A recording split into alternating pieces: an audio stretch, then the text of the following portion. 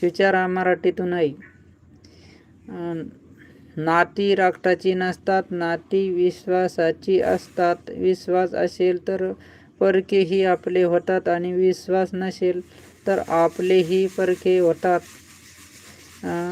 संदर्भ आणि स्पष्टीकरण. स्पष्टीकरणामध्ये संदर्भ संत महात्म्याचा येथे मी सांगतो म्हणजे तुम्हाला कळेल. संत म्हणतात की जातपात इथे नको आणि रक्ताचे नाते आपण जर विसरत चालले आहात किंवा नाते आपण विश्वासाची आहे असेल तर